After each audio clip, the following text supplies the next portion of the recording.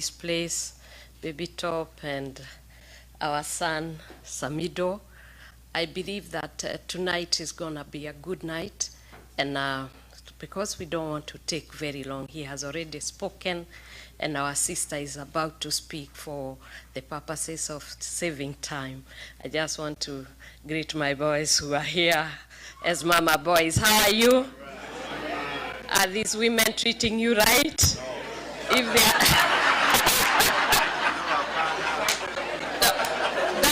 don't worry. We are going to have a talk, and I'm sure they are going to treat you right. And you know, mothers are very important. When you see women, you see the future because they give birth to all of us. And therefore, they ought to be respected and honored. And women, when we give birth, we must respect and honor and make sure that every one of us has equal opportunity. And when you see these men, they are the seed carriers, just take care of them. It is a mother speaking. God bless you.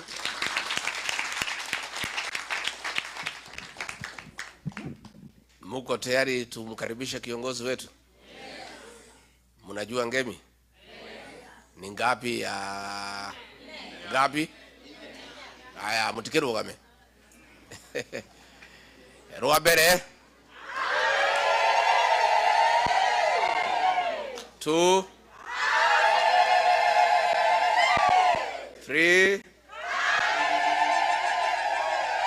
ya mwisho.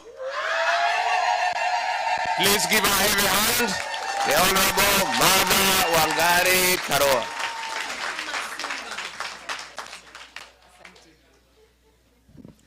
Hamjambo nyote. Tuketi tafadhali.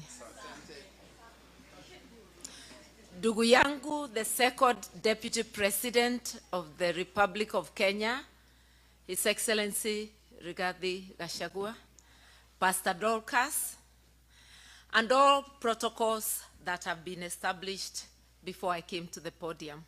Na wananchi watukufu, hamjambo tena. Ni furaha yangu kuwa nanyi siku ya leo,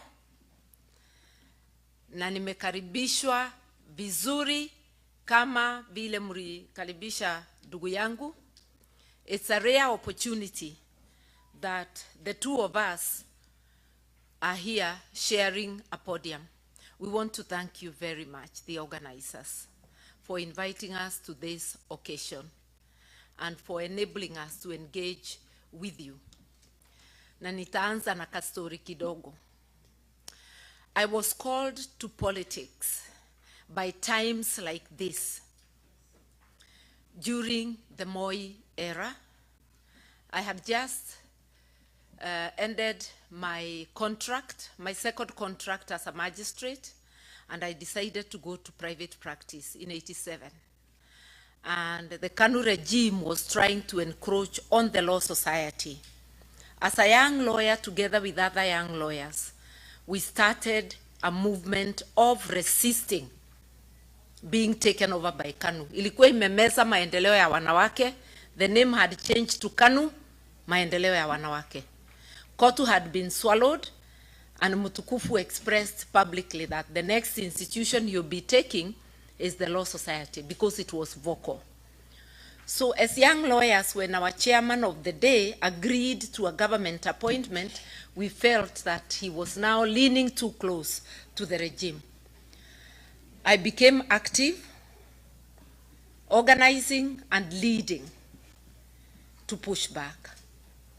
And then I realized that you cannot practice your profession or your business in a vacuum. It is within the social, political, and economic context. And I therefore linked the environment I worked in to the politics of the day. And that's how, from activism within the Law Society, I went on to the wider questions of governance in the country. The rest is history. Here I am, still practicing.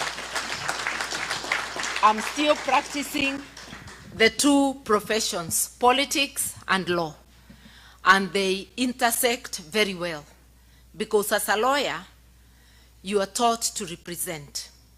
As a litigation lawyer, which I was largely, you articulate the issues of your people. In politics, it's the same thing.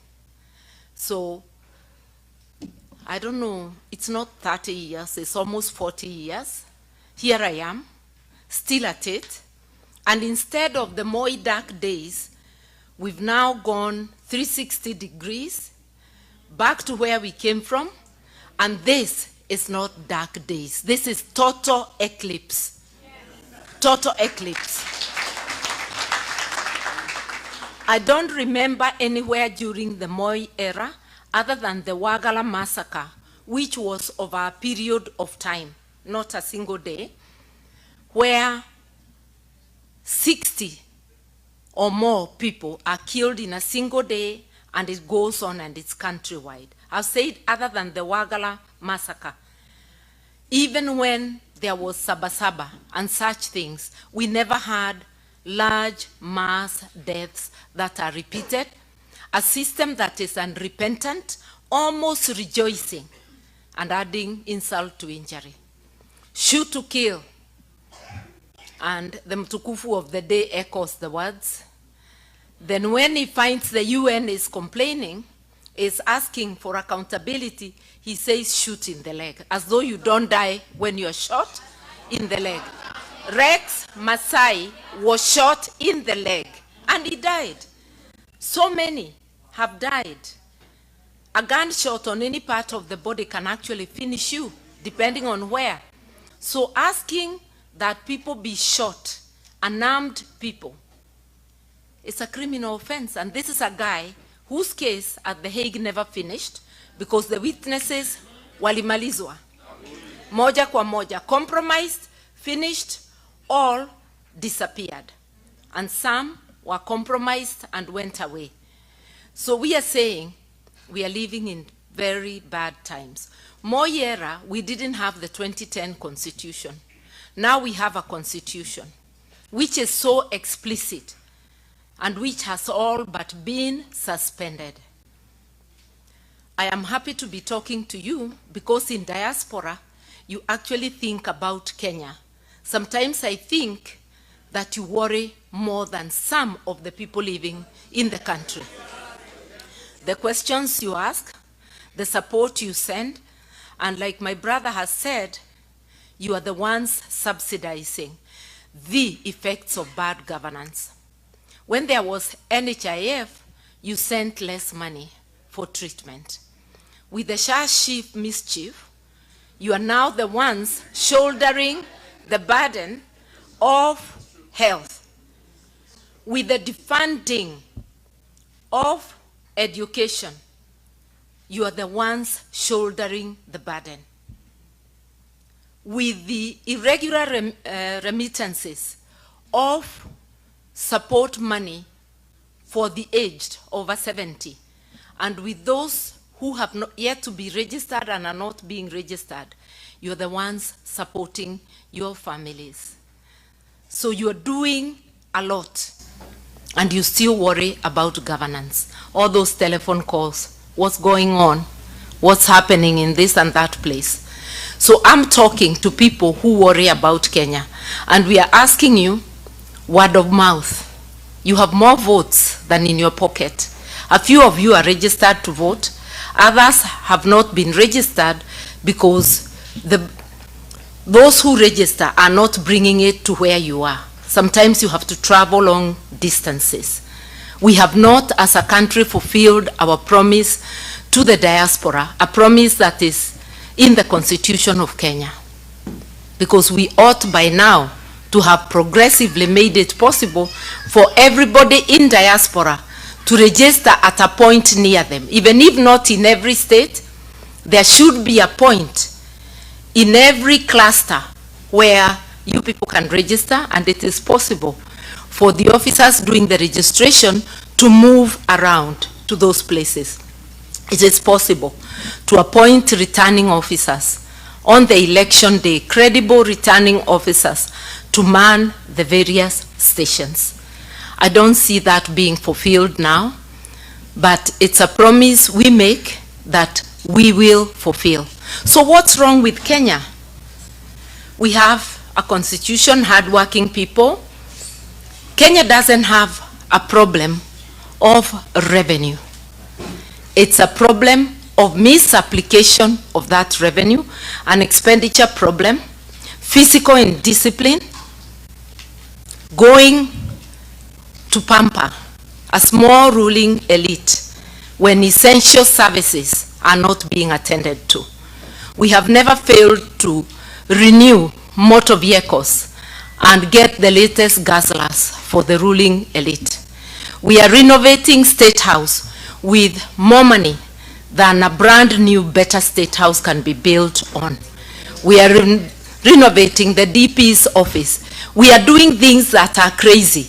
We are spending 4.5 billion to make Bomas of Kenya a hotel, as though it is a priority at a time we are saying we cannot afford 1 billion shillings for examinations for our children. Our priorities are upside down. In one word, what is wrong with Kenya is governance. If you want to correct the economy, correct governance. And what is governance is how we do things.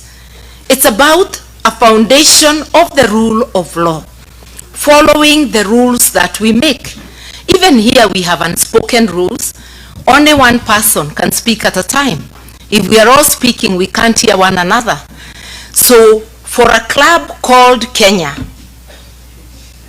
the rules that we make for governance are the laws of Kenya, beginning with the Constitution, and then the laws under it. If we follow that, imagine the Constitution has a whole chapter on how to apply finances, on how to apply the revenue collected.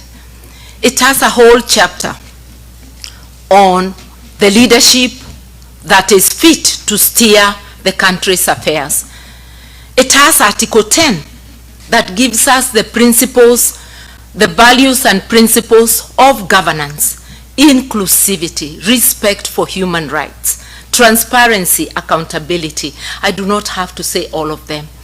Mwelekeo tumepewa, lakini masikio hatuna. Tuna macho hayaoni, masikio tunayo lakini hasikii. We are doing the opposite. That's why it should even not be one term, maybe no term. You know? Especially with the killing going on. How much more blood do we have to shed? We must be thinking. That's why when my brother came over, we spoke and we said, this is not about us. This is about the country. And we agreed that we have to unite, not just the two of us. The two of us, and then we go out and look for others. And when I went to pay a return visit to Amunyoro, you saw it was Kenya, not me. Because we need everybody. This job of liberating Kenya cannot be done, not by one party, not by one leader, but by all people of goodwill speaking together. And that is